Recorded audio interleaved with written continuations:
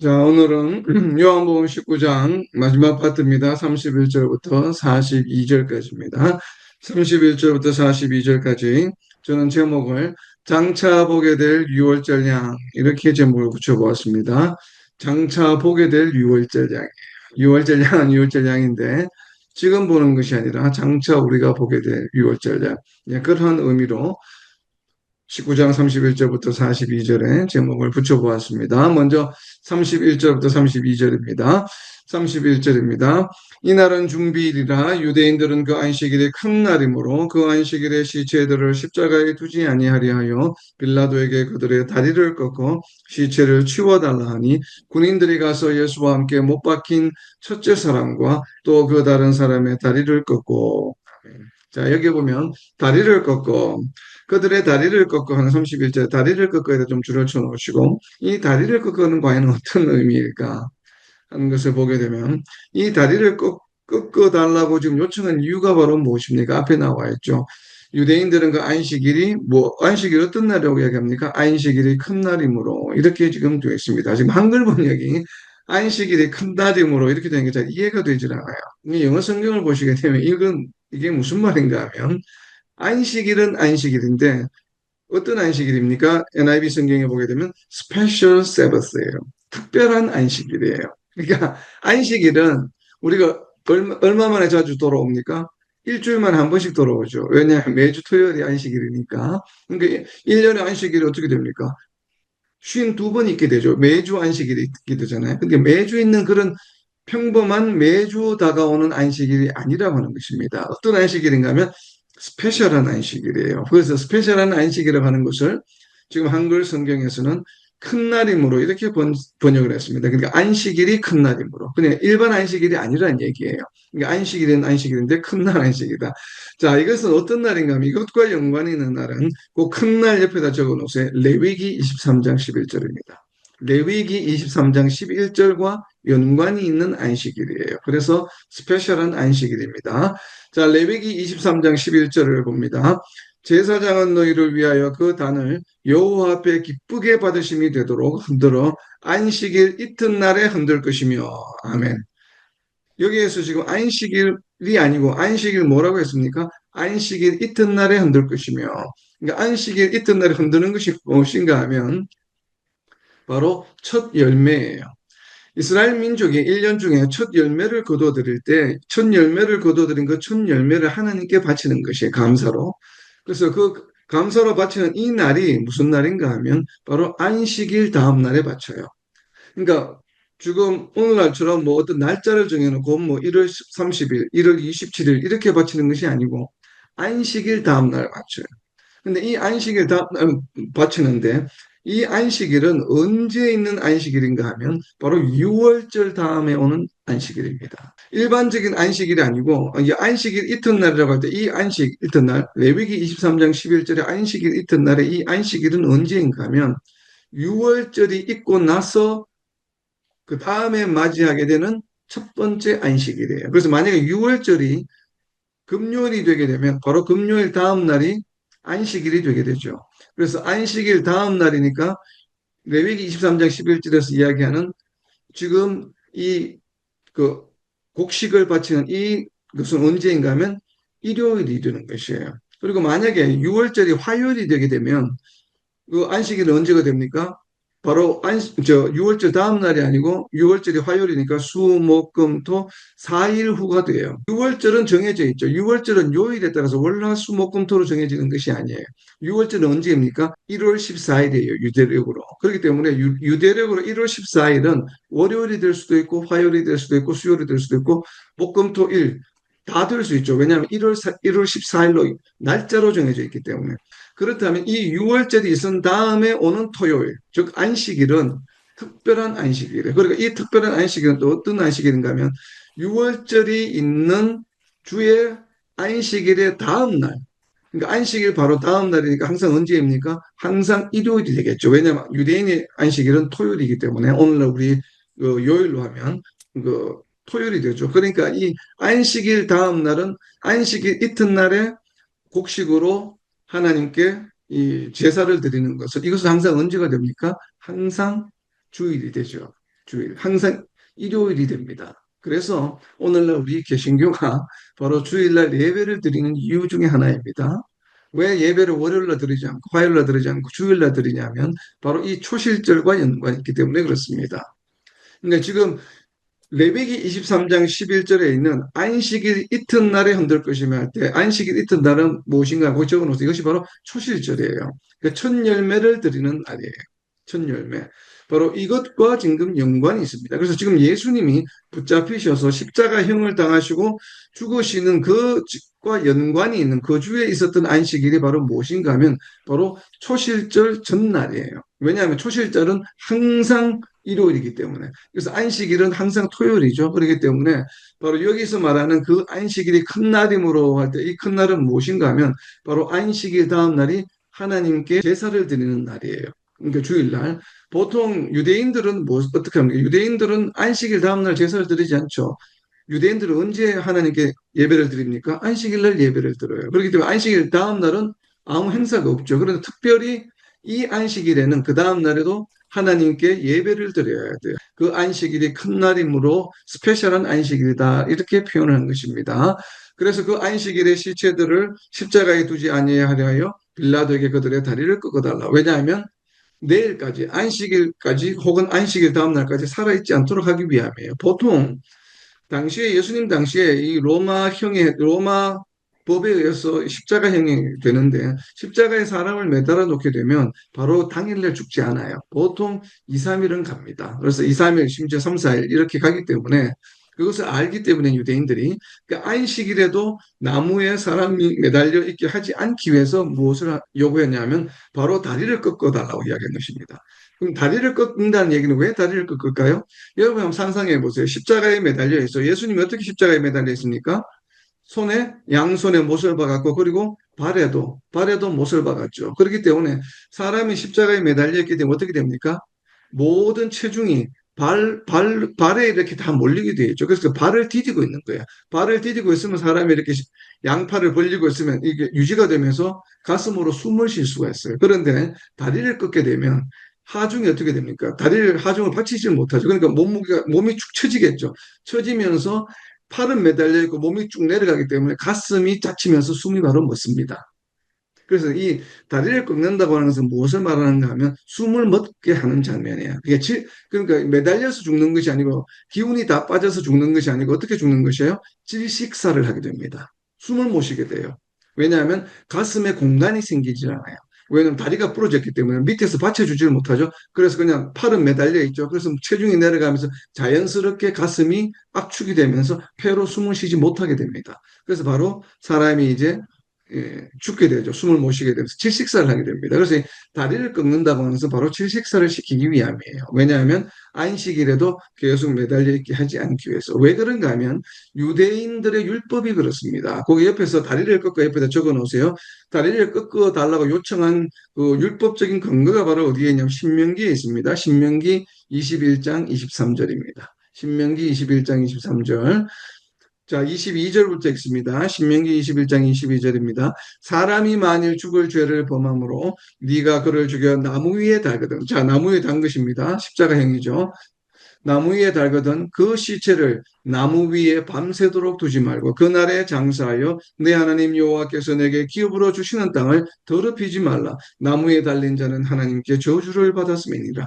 그러니까 십자가형을 해서 지금 나무 위에 사람을 매달았는데 여기 밤이 새도록 계속 살아 있으면 이것은 그 땅이 그 십자가형을 치른 그 땅이 어떻게 되냐면 정결하지 못하게 돼요. 정결하지 못하게 되면 어떻게 됩니까?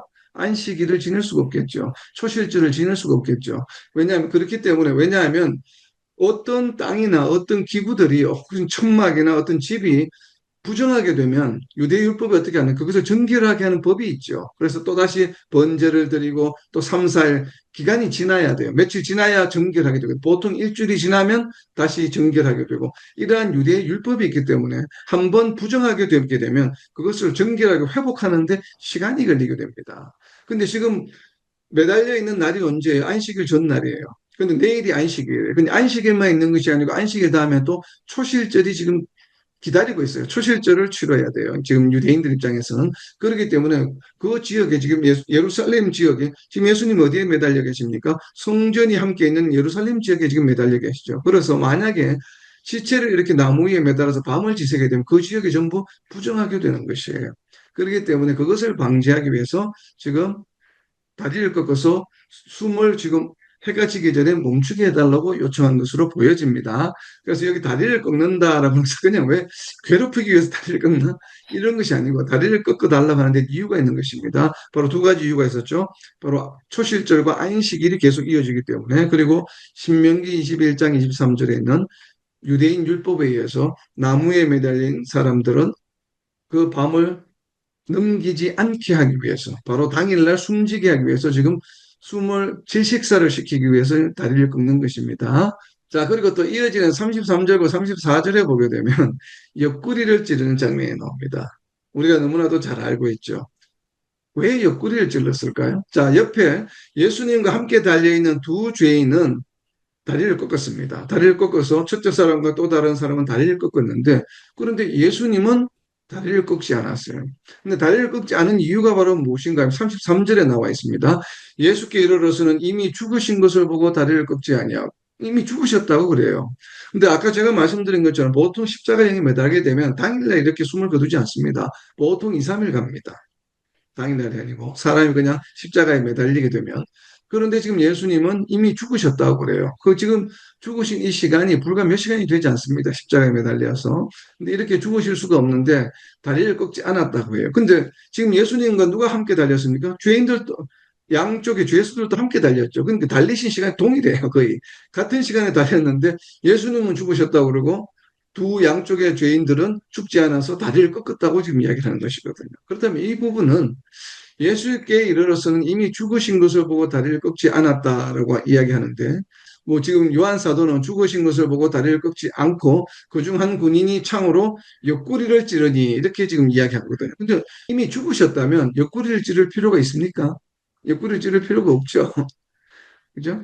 근데 이 옆구리를 왜 찔렀는가? 그러니까 옆구리를 찌르니까 일어난 결과물이 무엇입니까? 곧 피와 물이 나오더라라고 하는 것이에요. 그러니까 옆구리를 찔렀다라고 하는 것은 어떤 의미인가 하면 죄인들과 다르죠.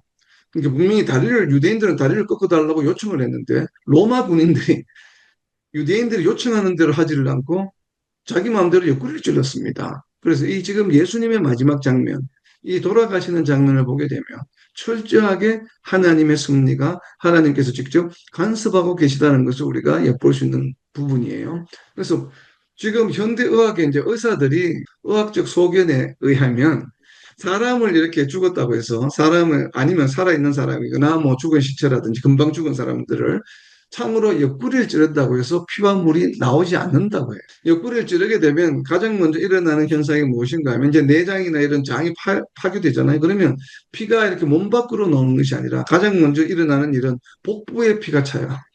그러니까 밖으로 나오기 전에 몸 안에 이미 피가 이렇게 몰린다는 것이죠. 그렇게 가득 차게 되면 밖으로 이렇게 나오는 것이지. 찌른다고 해서 바로 곧 피와 물이 나오지는 않는다는 것이죠. 더군다나 물이 나온다고 하는 것은 의학적으로는 잘 이해가 되지 않는다고 이야기를 합니다. 의사들은. 그러니까 의사들이 보기에는 옆구리 찌른다고 해서 피와 물이 나온다는 것은 의학적으로 맞지 않는 이야기. 전혀. 그런데 지금 요한서들은 왜 이렇게 기록을 하고 있을까? 우리가 이제 그렇게 해서 호기심을 가지는 것이죠. 왜 옆구리를 찔렀을까? 다리를 꺾지 않고. 그러니까 옆구리를 찌르는 것과 피와 물이 나온다고 하는 것. 이 두 모든 것은 예수님의 죽으심이 가지고 있는 영적 어떤 상징적인 의미와 연관이 있는 것으로 보여지고, 또 구약에 예언된 내용을 성취되고 있음을 보여주기 위한 것으로 보여집니다. 자, 먼저 옆구리를 찌르는 것부터 봅니다. 옆구리를 찌르니 여하튼 지금 요한복음 19장에 기록한 내용으로 보게 되면 결과물이 무엇입니까? 피와 물이 나와요. 이제 어떤 신학자는 이렇게 해석을 합니다. 피와 물이 나왔다는 장면을 보고 예수님의 인성을 나타내는 것이다. 죽으심으로. 그러니까 예수님은 우리가 신이잖아요. 신 하나님이잖아요. 하나님. 그런데 예수님의 창으로 찌르니까 피와 물이 나오니까 사람들과 우리와 동일한 육신을 가지고 계시는 분이구나. 그래서 이 부분은 요한복음 1장 14절 말씀, 요한복음 1장 14절이 예수님의 정체성을 나타내죠. 말씀이 육신이 되어 우리 가운데 거하시며 할 때 바로 예수님도 우리와 동일한 육신을 가지신 인성을 가지신 분이시다. 그러니까 신성을 가지고 계신과 동시에 인성을 가지고 계신 것이 예수님의 속성 중에 하나죠. 인성과 신성을 동시에 가지고 계신 것. 그래서 인성을 가지고 계시는 것을 나타내는 것이다. 라고 의외로 많은 신학자들이 그렇게 해석을 합니다. 물론 뭐 틀렸다고 생각이 들지 않습니다. 피와 물이 나오기 때문에 인성으로 나타낸다고 하는 것. 근데 저는 이 옆구리를 찌르는 것이 피와 물이 나왔다고 해서 옆구리를 찔렀나? 뭐 그렇게 생각하기보다는 그래서 이것이 예수님의 인성을 나타내는 것인가? 예수님의 인성을 나타내기 위해서 옆구리를 찔렀나? 이렇게 이제 해석한다는 것에는 개인적으로 저는 동의가 잘 되지를 않습니다. 자, 그리고 이 옆구리를 찔렀다고 하는 것은 일단은 다리를 꺾지 않은 것에 연관이 있는 것으로 보여집니다. 다른 두 죄인은 다리를 꺾었는데 예수님은 다리를 꺾지 않았어요. 그렇게 다리를 꺾지 않는 대신의 한 행위가 무엇인가 하면 바로 옆구리를 찌른 것이에요. 그래서 옆구리를 찔렀다고 하는 것은 저는 이렇게 해석을 하고 싶습니다. 다리를 꺾지 않기 위해서 옆구리를 찔렀다. 그러니까 왜냐하면 두 죄인은 다리를 꺾었는데, 그러니까 유대인들이 다리를 꺾어달라고 요구를 했죠. 예수님의 다리를 꺾어달라고. 그 죄인들의 다리를 꺾어달라. 내일이 안식일이고 또 안식일 다음날 초실절이 기다리고 있기 때문에 더 이상 나무의 죄인들을 그냥 산채로 둘 수가 없다. 그래서 다 다리를 꺾어서 죽게 해달라고 했는데 세 사람 중에 두 사람은 다리를 꺾고 예수님은 그냥 옆구리를 찔렀어요. 그렇기 때문에 이 옆구리를 찔렀다고 하는 것은 그냥 오늘 당일날 마지막 숨을 거두게 하기 위함인데 그래서 결국은 숨을 거두게 하는 방법이 다리를 꺾는 방법이 있고 옆구리를 찌르는 방법이 있었겠죠. 로마 군인들 입장에서는. 근데 로마 군인들이 두 죄인은 다리를 꺾었지만 예수님은 다리를 꺾지 않고 무슨 이유인지 옆구리를 찔렀습니다. 그래서 이 로마 군인들도 역시나 하나님의 간섭에 의해서 옆구리를 찌른 것은 바로 구약에 예언된 예언을 성취하기 위함이다라고 이렇게 저는 생각을 합니다. 자, 그 옆에 옆구리를 찌르는 옆에다 적어 놓으세요. 요한복음 바로 우리가 이제 좀 이따 보게 될 19장 37절이에요.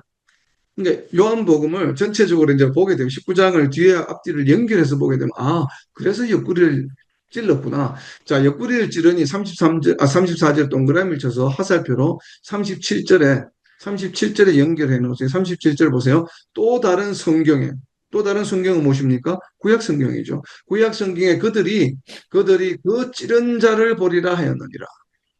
바로 이 말씀이 응하게 하기 위함이에요. 뭐라고 했습니까? 다리를 꺾은 자를 보리라가 아니에요. 무엇을 본다고요? 그 찌른 자를 보리라. 여기서 찌른 자는 로마 군인을 말하는 것이 아니에요. 한글 성경이 좀 헷갈리게 되어 있는데 찌른 자를 보리라니까 찔른 사람을 보리라고 하는 그게 아니고 찔린 자를 보리라예요. 그러니까 찌른 사람을 보는 것이 아니고 찔린 사람. 그러니까 구약 성경에 보게 되면 구약 성경 어딘가에 기록이 되어 있는데 그것이 무엇인가 하면 그들이 그 찌른 자를 보리라. 그러니까 자기들이 찌른 자를 보리라. 즉 지금 19장 요한복음 19장을 보게 되면 예수님이 창에 찔렸죠. 그러니까 다르게 이 성경 요한복음 19장 37절을 보게 되면 또 다른 성경에 그들이 예수님을 보리라 해놔요. 창에 찔린 자를 보리라. 그러니까 이 창에 찔린 자, 찌른 자를 보리라고 한 구약 성경을 응하게 하기 위해서 옆구리를 찌른 것이에요. 다른 두 죄인은 다리를 꺾었지만 예수님의 다리를 꺾지 않고 창으로 찌른 이유는 바로 구약 성경의 성취를 보여주기 위함입니다. 자, 이 구약 성경의 성취는 무엇과 연관이 있냐면 바로 뒤에 나중에 37절 설명할 때 제가 구체적으로 구약 성경을 말씀을 드리겠습니다. 자, 일단 이 옆구리를 찌른 것과 연관이 있는 것은 바로 피와 물이에요. 그래서 이 피와 물을 조금 전에 이야기한 것처럼 예수님의 인성을 나타내는 것이다. 이렇게 상징적으로 표현하기도 또 해석하기도 하지만 또 이 피와 물을 여러 신학자들이 또 상징적으로 해석을 합니다. 일단 요한복음에 나오는 앞에 나오는 내용과 연관해서 이 피와 물을 해석합니다. 자, 피와 물 옆에다 적어 놓으세요. 우리가 잘 알고 있는 요한복음 6장 53절과 54절입니다. 그러니까 53절과 54절 우리가 자주 교회에서 성찬식 때 우리가 읽는 성경 구절이에요. 자, 요한복음 6장 53절입니다. 예수께서 이르시되 내가 진실로 진실로 너희에게 이르노니 인자의 살을 먹지 아니하고 인자의 피를 마시지 아니하면 너희 속에 생명이 없느니라. 결국은 지금 예수님을 옆구리를 찌르니까 나온 그 결과물이 즉 옆구리를 찔렀는데, 즉 예수님이 죽게 되셨는데, 물론 33절엔 이미 죽으셨다고 표현했지만 어찌되었든 다리를 꺾는 것과 동일한 펑션, 기능을 하는 것으로 보여집니다. 그래서 예수님의 죽음과 연관이 있는 것이고, 예수님의 죽음의 결과로 일어난 결과의 부산물이 무엇인가 하면 곧 피와 물이 나오더라는 것이에요. 그래서 피와 물은 무엇인가 하면 예수님이 죽으심으로 초래된 결과물이에요. 그렇기 때문에 예수님이 죽으심으로 우리가 얻게 된 것이 있죠. 바로 무엇이에요? 우리를 죄인과 죽을 수밖에 없는 죄인이 영원한 생명으로 인도하는 방도가 되었다는 것이에요. 그래서 이것을 피와 물이 나온다는 것은 의학적으로는 옆구리를 찌른다고 해서 피와 물이 나오지 않지만 요한 사도가 이렇게 표현했고 또 실질적으로 의학적으로는 아니지만 초자연적으로 피와 물이 나왔다는 것이에요. 그래서 이 피와 물이 초자연적으로 자연스럽게 나온 것이 아니에요.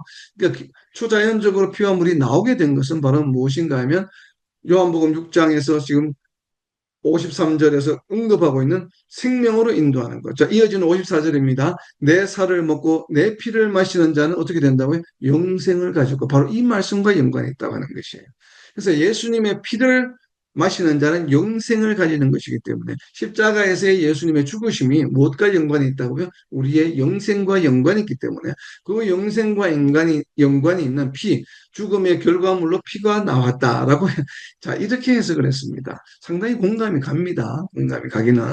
자, 그리고 또 바로 이 죄 씻음에 관한 이야기죠. 그래서 55절, 이어지는 55절에 보게 되면 뭐라고 이 피를 이야기합니까? 내 살은 참된 양식이요. 내 피는 무엇이라고요? 참된 음료로다.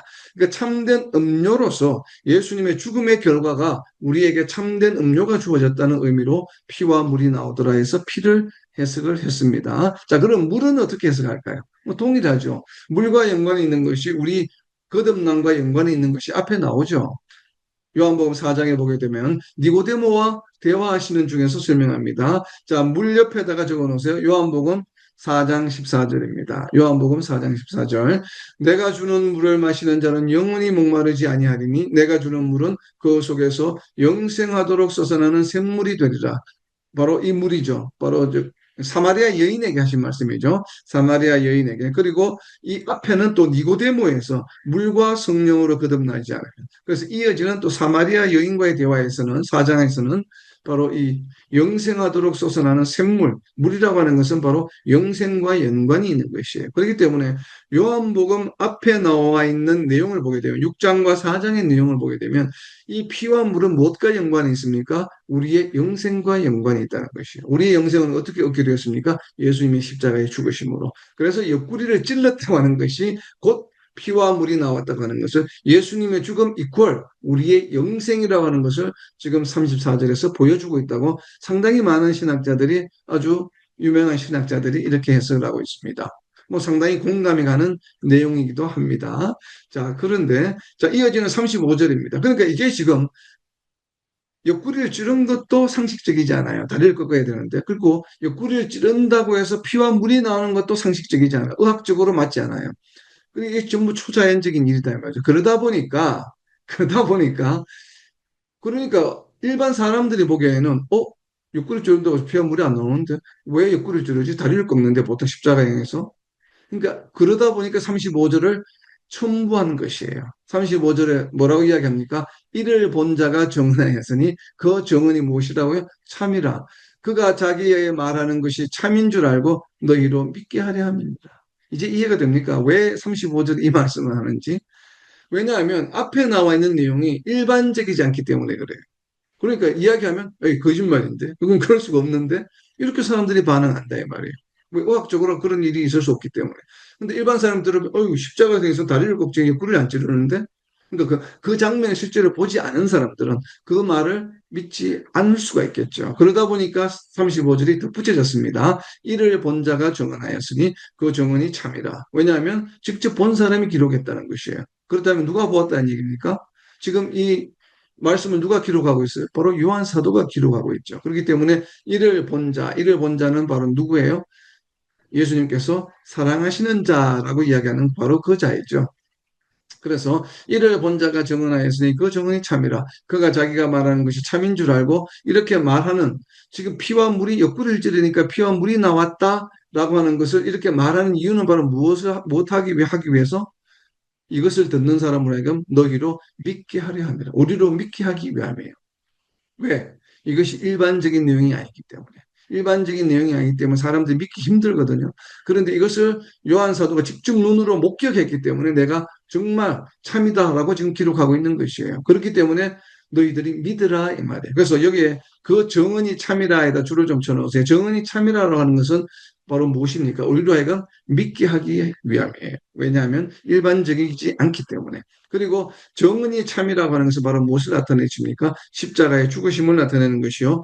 이 정은이 참이라고 하는 것에서 지금 요한 사도가 정은이 참이라고 하는 것에는 상당히 많은 내용들이 들어있죠. 그 대표적인 것이 앞에 우리가 요한복음에서 여러 차례 걸쳐서 나왔지만 대표적인 것을 보게 되면 바로 요한복음 1장 34절입니다. 지금 요한 사도가 증언하고 있는 것의 핵심은 무엇인가 하면 요한복음 1장 34절이에요. 물론 요한 사도가 기록했지만 요한복음 1장 34절은 요한 사도가 말한 내용이 아니고 누가 말했습니까? 세례 요한이 한 이야기예요. 자, 요한복음 1장 34절입니다. 내가 보고, 여기서 내는 누구입니까? 세례 요한이에요. 내가 보고 그가 하나님의 아들이심을 증언하였노라 합니다. 바로 세례 요한이 예수님을 보고 지금 이야기하는 것이죠. 하나님의 아들이심을 증언하였다. 자, 이것을 사도 요한이 기록했습니다. 세례 요한이 한 이야기를 사도 요한이 기록한 것이죠. 바로 이 예수님이 하나님의 아들이시다라고 하는 것이 바로 요한복음의 핵심이에요. 핵심. 그리고 세례 요한의 증언의 기록이죠. 자, 이것을 어떻게 알 수 있냐면, 그 옆에다 적어 놓으세요. 정언이 참여다 옆에다가 요한복음 21장 24절입니다. 요한복음 21장 24절. 그리고 20절부터 먼저 보시게 되면 요한복음 21장 20절을 먼저 봅니다. 베드로가 돌이켜 예수께서 사랑하시는 그 제자가 따르는 것을 보고 바로 여기에는 바로 뭔가 사랑하시는 제자에 대한 이야기예요. 왜냐하면 19장 35절에 지금 이를 본 자가 정언하였어요. 우리가 19장 앞에 보면 바로 누굽니까? 지금 옆에 있는 자가 예수님의 어머니를 맡긴 자가 바로 누구예요? 바로 사랑하시는 자라고 되어 있죠. 그렇기 때문에 이 사랑하시는 자가 지금 요한 사도임을 제가 증명하려고 하는 것이에요. 그래서 요한복음 21장 20절을 보게 되면 베드로가 돌이켜 예수께서 사랑하시는 그 제자가 따르는 것을 보고 지금 베드로와 사랑하시는 예수님 사랑하시는 제자 둘이가 지금 가지고 있습니다. 거기에 대해서 사랑하시는 이 제자가 누구인가 하면 24절에 설명이 되어 있습니다. 사랑하시는 제자가 누구인가 하면 이 일들을 증언하고 이 일들은 무엇입니까? 요한복음에 기록된 모든 내용들이에요. 이 일들을 증언하고 이 일들을 기록한 제자가 이 사람이라. 이 사람은 무엇이에요? 이 사람의 동그라미를 쳐서 앞에 20절에 사랑하시는 그 제자에다 화살표로 해놓으세요. 이 사람이라. 이 사람은 누구인가 하면 바로 예수께서 사랑하시는 제자예요. 그래서 요한복음에 기록되어 있는 예수님이 사랑하시는 자는 누구인가 하면 바로 요한복음을 기록한 자예요. 그럼 요한복음 누가 기록했습니까? 사도 요한이 기록한 것으로 저희들은 인정합니다. 그렇기 때문에 예수님이 사랑하시는 자는 바로 사도 요한이에요. 그래서 19장으로 돌아오게 되면 이를 본 자가 증언하였으니 이를 본 자는 누구란 얘기입니까? 바로 앞에 나와 있던 예수님의 어머니를 부탁했던 사랑하시는 자, 즉 사도 요한이라는 얘기입니다. 그래서 그 증언이 참이라. 제가 이렇게 이야기를 하는 것입니다. 바로 십자가 옆에 있었던 사랑하시는 자는 누구예요? 바로 사도 요한이에요. 자, 이제 우리가 앞에 보았던 뼈를 꺾지 않고 옆구리를 찔렀던 것이 바로 구약 성경을 응하게 하려 합니다라고 이제 제가 설명을 드렸는데 그 내용이 바로 36절과 37절에 있습니다. 이 일이 일어난 것은 지금 방금 로마 군인들이 두 죄인은 다리를 꺾고 예수님은 옆구리를 찔러서 피와 물이 나오게 한 이 사건은 그것이 바로 36절에 있는 이 일이 일어난 것은 그 뼈가 뭐예요? 하나도 꺾이지 아니하리라는 성경을 응하게 하렵니다. 그러니까 구약 성경에 메시아가 이 땅에 오셔서 고난을 받으시는데 고난 채찍을 맞고 침도 뱉음을 당하고 이렇게 많은 결국은 목숨을 잃게 되지만 그런데 예언한 것이 무엇인가 하면 뼈가 하나도 꺾이지 않아요. 그러니까 뼈가 온전하게 다 있어야 된다는 것이에요. 예수님이 죽으실 때. 그렇기 때문에 다리를 꺾을 수가 없는 것이에요. 왜냐하면 만약에 로마 군인들이 예수님의 다리를 꺾었다 그러면 예수님은 메시아가 아니신 거예요. 왜냐하면 구약의 예언의 말씀이 무엇인가 하면 메시아가 오셔서 사람들로부터 핍박을 받고 고난을 받아서 목숨을 잃게 되는데 그런데 어떻게 된다고요? 그 뼈가 하나도 꺾이지 않는다라고 구약 성경에 예언이 되어 있기 때문에 그렇습니다. 예언이 됐기 때문에. 자, 그럼 이 예언은 어떻게 되어 있는가? 어떻게 되어 있는가 하는 것이에요. 자, 그 뼈가 꺾이지 한 그 성경을 응하게 하렵니다. 할 때 성경에다가 적어 놓으세요. 출애굽기 12장 46절입니다. 출애굽기 12장 46절. 자, 출애굽기 12장 46절과 유사한 또 그 성경 구절이 구약에 어디에 있냐면 민수기 9장 12절에 있습니다. 민수기 9장 12절. 자, 이것이 성경을 공부하는 방법이에요.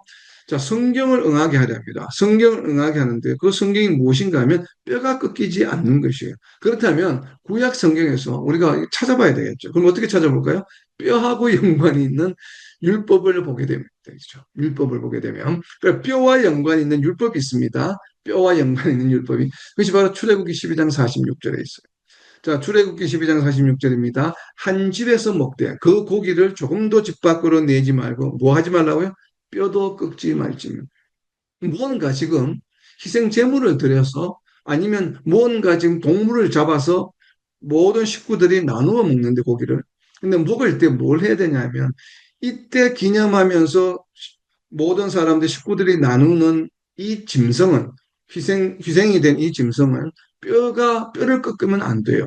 죽일 때. 죽일 때. 그래서 뼈도 꺾지 말지며. 이래놓고 잘 모르겠죠. 이게 무슨 이야기인지. 자, 동일한 율법이 어디에도 반복해서 기록이 되어 있냐면 민수기 9장 12절에 있습니다. 민수기 9장 12절을 보게 되면 이 뼈를 꺾지 않는 것과 연관이 있는 뭔가 절기가 있구나라는 것을 알 수 있어요. 자, 민수기 9장 12절입니다. 아침까지 그것을 조금도 남겨두지 말며 그 뼈를 하나도 꺾지 말아서 유월절 모든 율례대로 지킬 것이니라. 자, 6월절에 가족들이 나누어 먹게 되는 희생되는 6월절 어린 양, 6월절 어린 양의 고기를 모든 가족들이 나누어 먹는데 그런데 이 6월절 어린 양을 잡을 때, 죽일 때는 뼈를 꺾으면 안 돼요. 그것이 6월절의 율법입니다.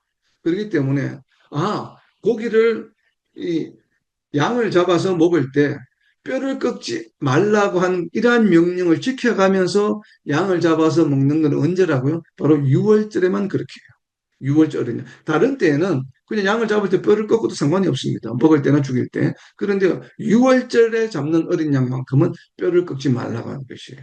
왜 그런지는 우리는 알 수 없습니다. 그렇지만 그것이 율법이에요. 하나님이 주신 율법이에요. 그런데 이것과 예수님이 십자가에 돌아가실 때 뼈를 꺾지 말라고 한 것이 무슨 연관이 있을까? 구약 성경으로는 설명이 되지 않죠.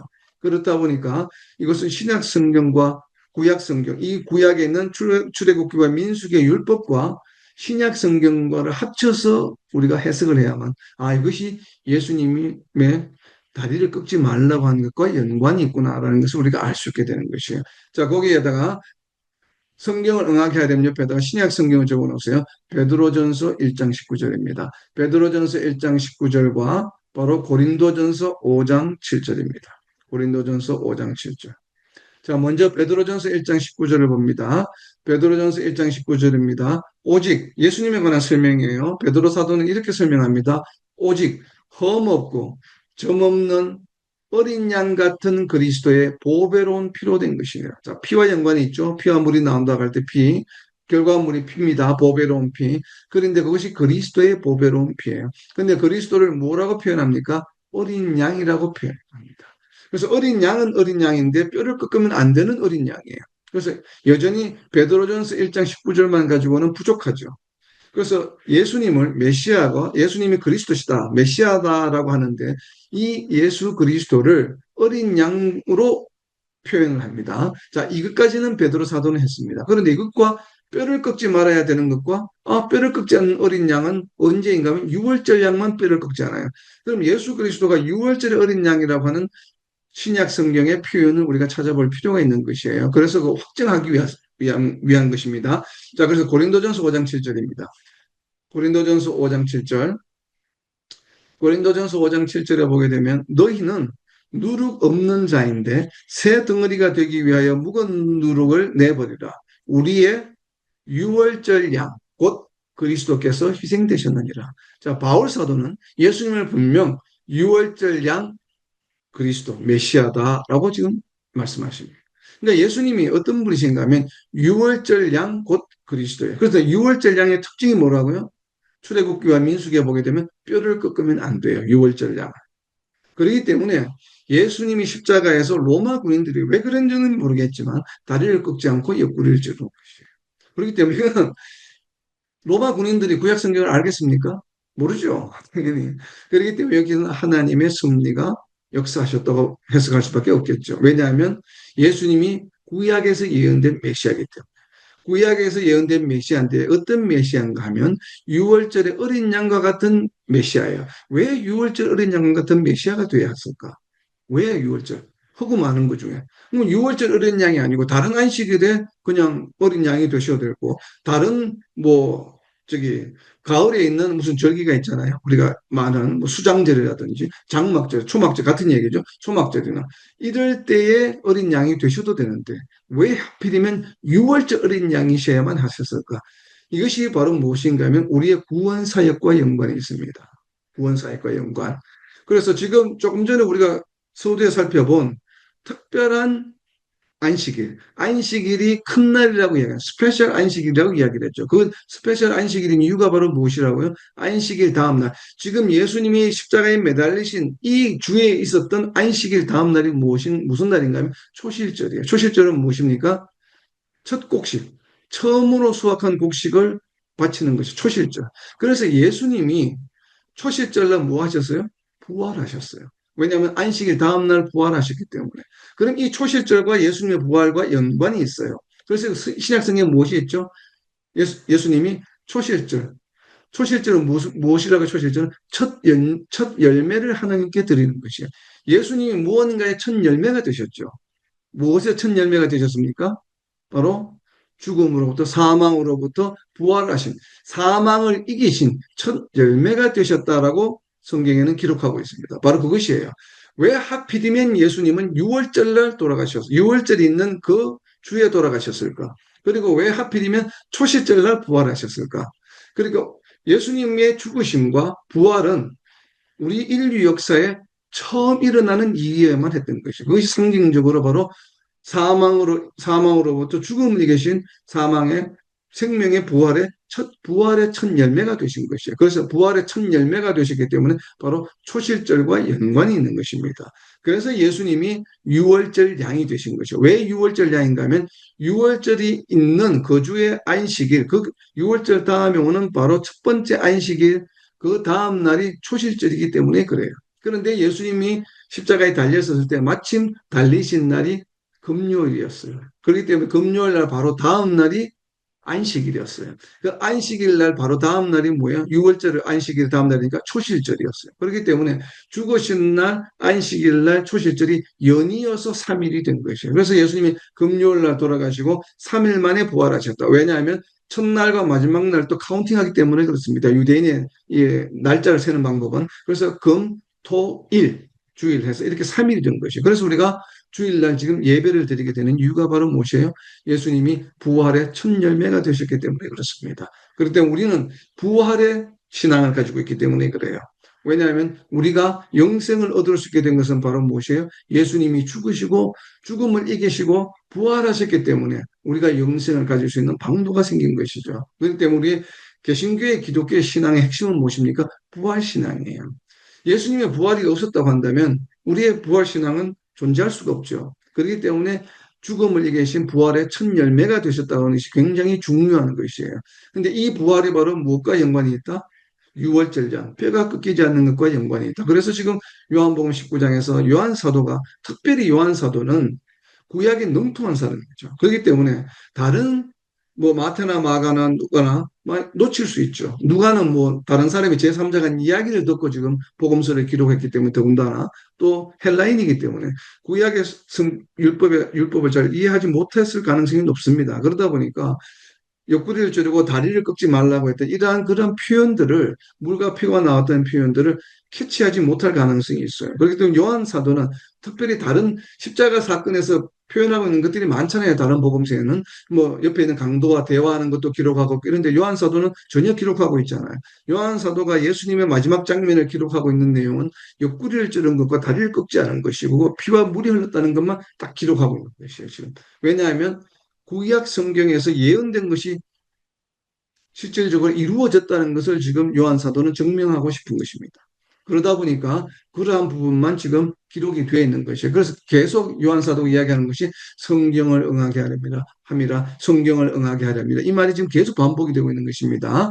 그래서 다리를 꺾지 않고 옆구리를 찌른 것은 바로 무엇이에요? 6월절 어린 양으로 오신 예수님, 부활의 첫 열매, 초실절의 첫 열매가 되셨다고 하는 것을 지금 보여주기 위함인 것으로 보여집니다. 이것이 바로 전부 지금 구약을 인용하는 것이에요. 자, 구약에 그렇다면 제가 지금 방금 이야기한 것은 율법과 신약 성경을 합쳐서 이야기를 했습니다.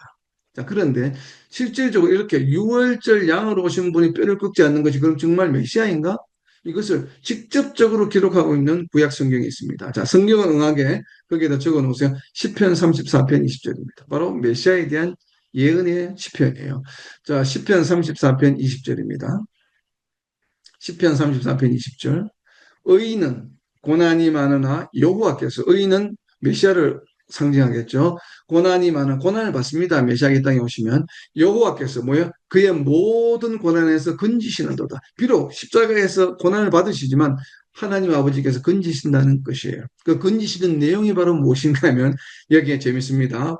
그의 모든 뼈를 보호하시며 우리가 건지신다고 한다면 뭐 여러 가지 표현이 있을 수 있는데 근데 허구 많은 것 중에서 지금 시편 34편 20절에는 메시아가 오셔서 고난을 받으시는데 하나님 아버지께서 지켜주신다고 이야기해요. 지켜주시는데 그 지켜주시는 내용이 무엇인가 하면 상당히 이례적이에요. 자, 그의 모든 뼈를 보호하시며 그 중에서 하나도 꺾이지 아니하는도다. 자, 누군가가 이 땅에 와서 고난을 받아요. 그래서 막 기적을 일으켜요. 도저히 사람으로서 할 수 없는 기적을, 초자연적인 기적을 일으킵니다. 그리고 구약의 여러 군데서 예언이 되어 있는 이런 기적을 일으키면 뭐 눈을 뜨게 하고 장님을 눈을 뜨게 하고 절름발이를 뛰게 하고 바로 메시아가 오시면 일으키는 기적이야. 그런데 이 메시아가 또 고난을 받게 돼. 근데 고난을 받는데 그 죽어가는 모습도 참 여러 가지가 있을 텐데 뭐 교수형을 당할 수도 있고 목베임을 당할 수도 있고 여러 가지가 있을 수 있는데 어찌되었든 고난을 받는 중에도 하나님께서 지켜주시는데 그 지켜주시는 방법이 무엇인가 하면 뼈가 하나도 안 부러지게 이런 것이 무언가가 나타나면 아, 그 사람이 분명히 누군가 하면 메시아야. 하나님의 아들이야. 라고 하는 것이에요. 이것이 바로 35절에 있는 정은이 참이라라고 하는 이유예요. 구약에 기록되어 있는 많은 메시아에 대한 그러한 일들이 예수님의 십자가 사역을 통해서 모든 것이 다 이루어졌다는 것을 지금 요한 사도는 꿰뚫어 보고 있는 것입니다. 그래서 여기서 보면 성경을 응하게 하려 함이라 할 때 그 찌른 자를 보려 할 때 아, 뼈가 꺾이지 않고 옆구리를 찔렀다 다리를 꺾지 않고 바로 그 이야기는 요한 사도는 아마 그것을 캐치했을 가능성이 높아 보입니다. 시편 34편 20절에 왜냐하면 유대인들은 메시아 사상을 갖고 있기 때문에 구약에서 기록되어 있는 메시아와 연관된 아마 모든 구약의 말씀을 거의 대부분 다 기억하고 있으리라고 저는 보여집니다. 그 내용이 바로 시편 34편 20절이에요. 모든 뼈를 보호하시며 그 중에서 하나도 꺾이지 아니하다. 좀 이상하잖아요. 죄인이 세 명 이렇게 십자가에 매달려 있는데 두 사람은 다리를 꺾었는데 한 사람은 다리를 꺾지 않아요. 그럼 유대인들을 보면 어떡해? 저 사람은 분명히 지금 죽어가고 있는 다리를 꺾지 않네? 두 사람은 꺾는데 아 그렇다면 시편 34편 20절을 또 올렸을 가능성이 높아 보입니다. 그래서 예수님의 십자가 사역을 보면서 그 순간에 거기에 있었던 많은 유대인들과 또 로마 군인들과 거기에 있었던 사람들이 많이 예수님을 믿게 되었다라고 성경이 기록하고 있죠. 그렇기 때문에 바로 이러한 것들이 모든 뼈를 보호하시며 그 중에서 하나도 꺾이지 아니한도다. 바로 이 성경 말씀을 응하게 하기 위해서 이것이 바로 어린 양으로 오셨는데 뼈가 부러지지 않기 위해서 어떻게 돼요? 6월절에 오셨어야만 하신 것이에요. 왜냐하면 6월절에 어린 양이 뼈를 꺾지 않는 유대 율법이 있기 때문에 하나님께서 그 율법을 주셨기 때문에 그래요. 자, 그 찌른 자를 보리라. 그게 37절에 지금 방금 이야기한 성경이 지금 두 종류입니다. 하나는 뼈가 꺾이지 않는다고 하는 구약이요. 또 다른 하나는 무엇인가? 37절에 또 다른 성경에 그들이 그 찌른 자를 보리라 한 것이에요. 그 찌른 자를 보리라. 즉 창에 찔린 예수님을 본다는 것이에요. 자, 이것은 그 찌른 자를 보리라 옆에 적어 놓으세요. 스가랴서 12장 10절입니다. 스가랴서 12장 10절에 바로 메시아에 대한 예언이 있는데 창에 찔린 자를 본다라고 하는 예언이 나옵니다. 스가랴서 12장 10절입니다. 내가 다윗의 집과 예루살렘 주민에게 은총과 간구하는 심령을 부어주리니 그들이 그 찔른 바 찔렀어요. 예수님을 찔렀죠. 그를 바라보고 그를 위하여 애통하기를, 독자를 위하여 독자입니다. 하나님의 아들을 상징하고 있겠죠. 독자를 위하여 애통하듯 하며 그를 위하여 통곡하기를, 장자를 위하여 통곡하듯 하리로다. 예수님은 장자죠, 장자. 그래서 바로 이와 같은 거죠. 스가랴서 12장 10절에 있는 메시아에 대한 예언. 그들이 메시아가 오게 되면 그들이 찌르게 된다는 거죠. 그 찌르는 것도 성취가 되었죠. 찌르고 그리고 또 그를 바라본 바. 찌른 자를 바라본다고 하는 것. 찌른 자를 바라본다고 하는 것이 구약에 이렇게 예언이 되어 있는데 이것을 복음서에서도 확정하고 있습니다. 그 복음서에 적어놓으세요. 찌른 자를 보리라 할 때 마태복음 24장 30절입니다. 찌른 자를 본다고 하는 것은 그 찌른 자는 누구입니까? 예수님이죠. 그렇다면 예수님을 다시 보게 된다는 것이죠. 누가? 유대인들이, 모든 사람들이 보게 된다는 것이죠.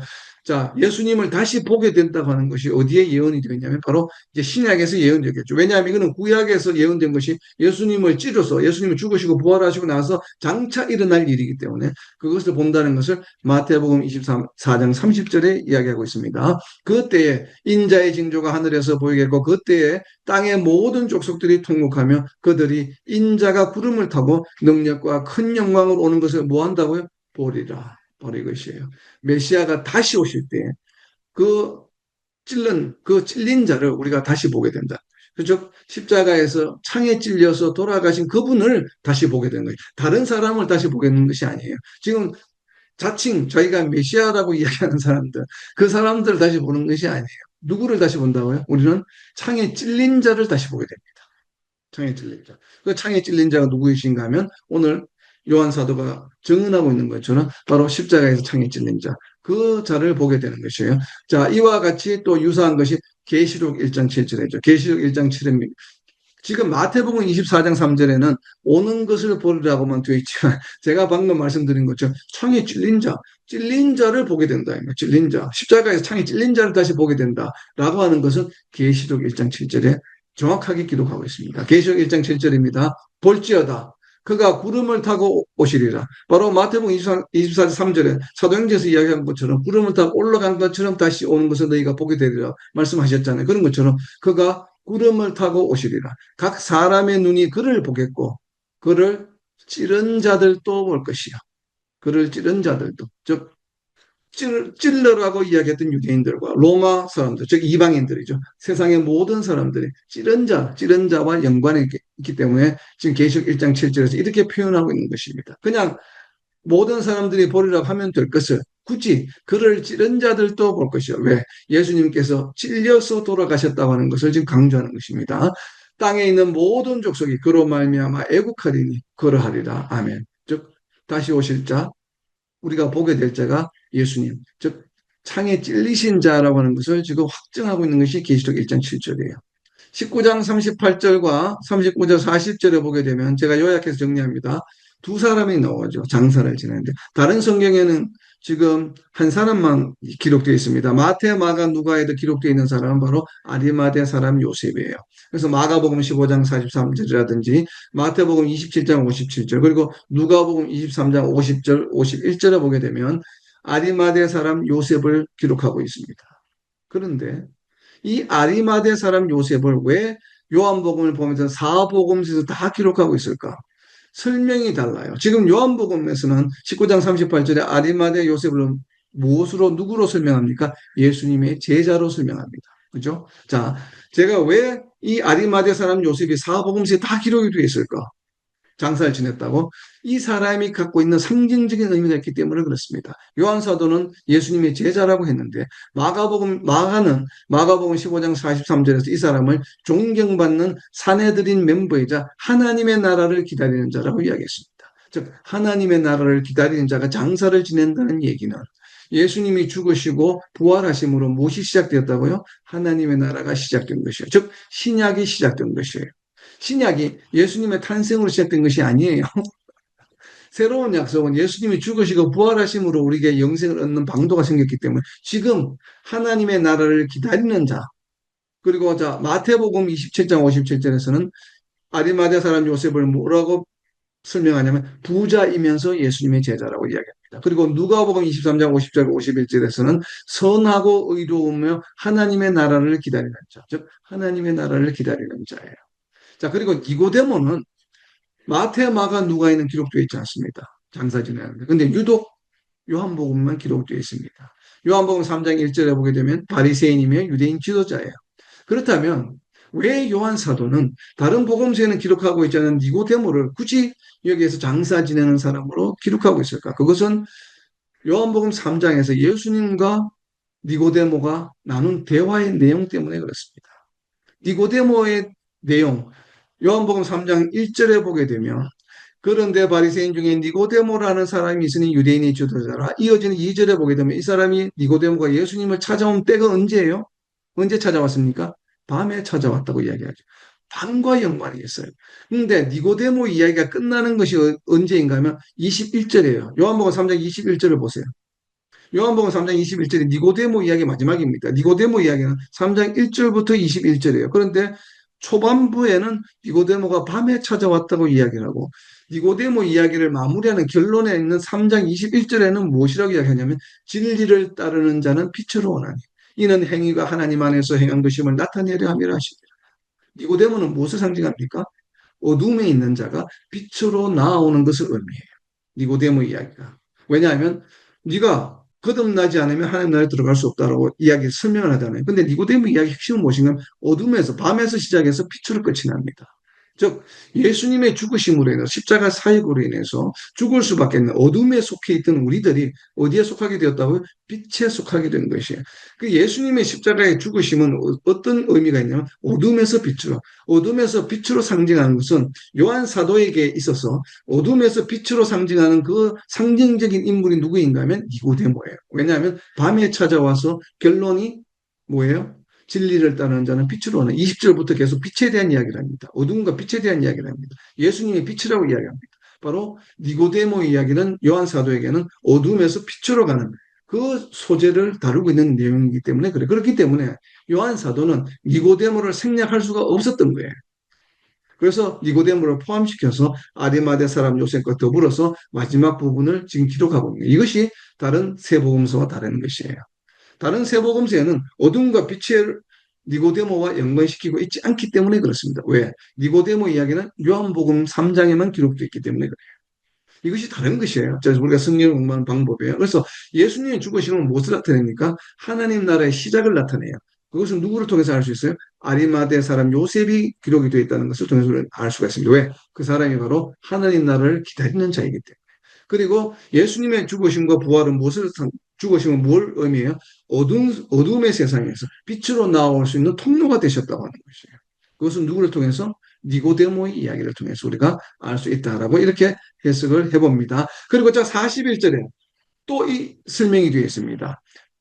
예수님의 무덤이 어디에 있다고 이야기합니까? 동산이 있고 동산 안에 아직 사람을 장사한 일이 없는 새 무덤이 있다고 이야기를 해요. 왜 하필이면 예수님의 무덤이 동산일까요? 예수님의 죽음이 무엇을 상징한다고요? 하나님 나라의 시작이에요. 성경에서 하나님 나라의 시작은 언제 했습니까? 에덴 동산에서 했죠. 에덴 동산에서 했는데 그것은 무너졌죠. 뭐 때문에? 죄 때문에. 사탄의 유혹에 넘어가서 무너졌어요. 그런데 예수님이 죽으심으로 시작하는 하나님 나라는 이제는 어떤 나라예요? 절대로 사탄에게 질 수 없는 나라예요. 왜? 예수님께서 사탄을 이기셨기 때문에. 부활의 첫 열매가 되셨기 때문에. 사망을 이기셨기 때문에. 사탄이 장악하고 있는, 사탄이 통치하고 있는 어둠의 세상에서 빛으로 완전히 나왔기 때문에 이제는 사탄에서 무너질 수 없는 하나님의 나라가 예수님이 죽으심으로 시작이 되었어요. 이 나라는 에덴 동산과 다른 뭐예요? 새로운 동산이에요. 그 시작이 어디라고요? 예수님의 무덤으로부터 시작하는 것이에요. 왜 그렇습니까? 예수님의 무덤에서 우리가 이제 앞으로 배우게 될 21장에서 부활하시기 때문에 그렇습니다. 부활하심으로 새로운 하나님의 나라가 드디어 공식적으로 시작이 된 것이에요. 그것이 어디에서 일어났다고요? 새로운 동산에서. 무엇을 리플레이스, 대신하는 겁니까? 에덴 동산을 회복하는 것이. 그것이 바로 예수님의 무덤이에요. 그래서 동산 안에 아직 사람을 장사한 일이 없는 새 무덤이 되리라. 요한 사도만 이렇게 기록하고 있는 것입니다. 죄로 무너졌던 에덴 동산, 하나님의 나라를 이제는 절대로 사탄에 의해서 무너질 수 없는 새로운 동산, 이것의 시작을 알리는 것으로 저는 보여집니다. 이것이 바로 에덴 동산의 원래. 그 동산 옆에다 적어 놓으세요. 창세기 3장 24절입니다. 동산에는 두 나무가 있어요. 두 나무 중에 하나가 있는데 생명나무 그리고 선악과가 있죠. 선악과는 이미 사용이 되었어요. 누구에 의해서?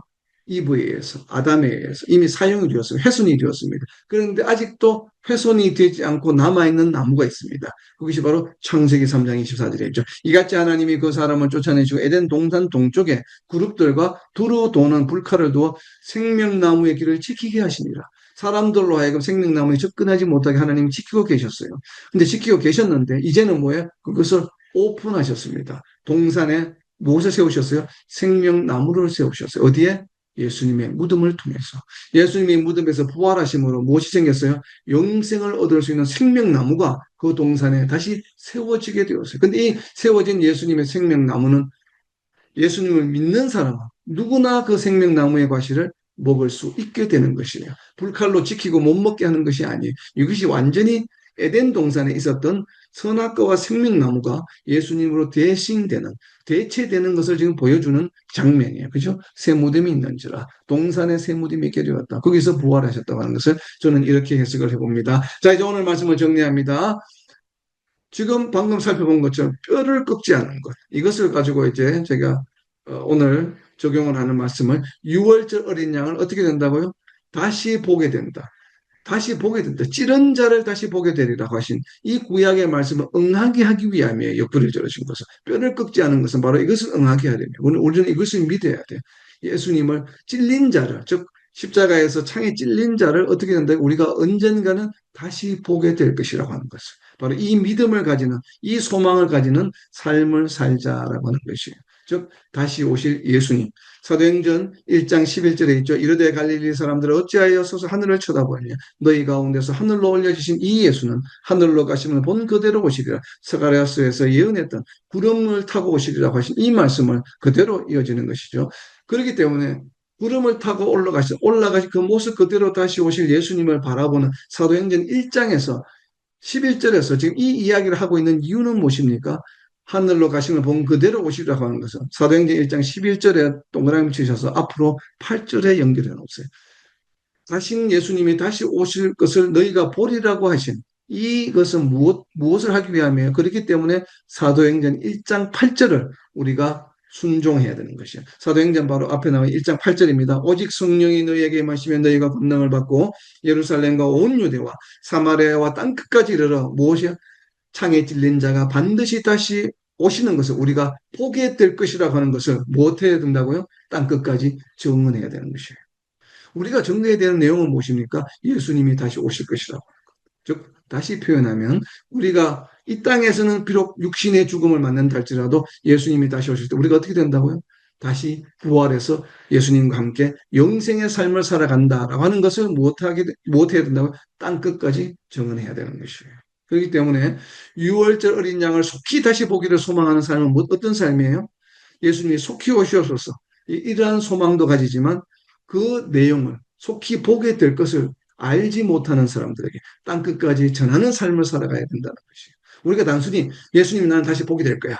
나 혼자만 알고 있어서는 안 된다고 하는 것이에요. 이 귀한 내용을 어떻게 해야 된다고요?